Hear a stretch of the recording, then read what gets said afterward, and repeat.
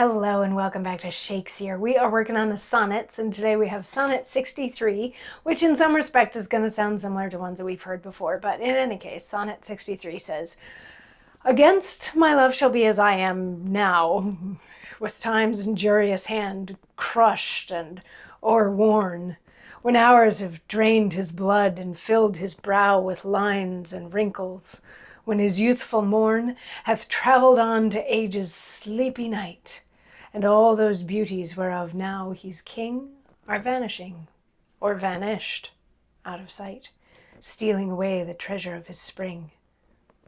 For such a time do I now fortify against confounding age's cruel knife, that he shall never cut from memory my sweet love's beauty, though my lover's life. His beauty shall in these black lines be seen, and they shall live, and he in them still green."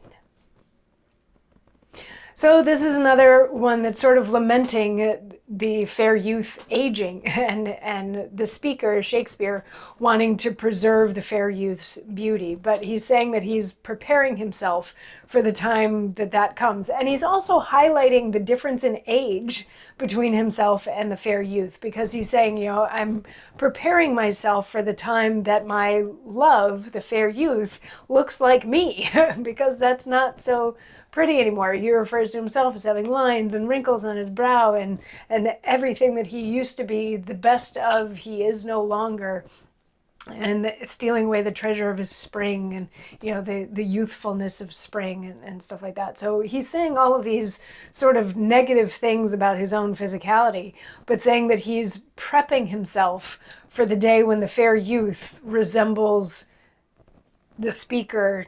Now he's getting ready for that, and one of the ways that he's getting ready for that is to capture the fair youth's beauty in these poems, because these poems will live forever, and the fair youth will live forever in the context of the poems, his youth and his beauty and all of that, even way beyond after when the fair youth is dead.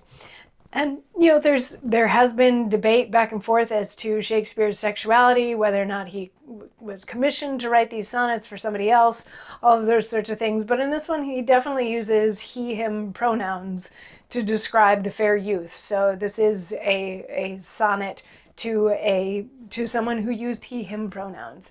Whether that was Shakespeare in love with another man, or Shakespeare was commissioned to write a poem about a man, all of that is up in the air. I sort of like to think that it was Shakespeare writing a poem to a man, one way or the other. But anyway, that's not for me to decide. Next time I get to talk to Shakespeare, I'll ask him.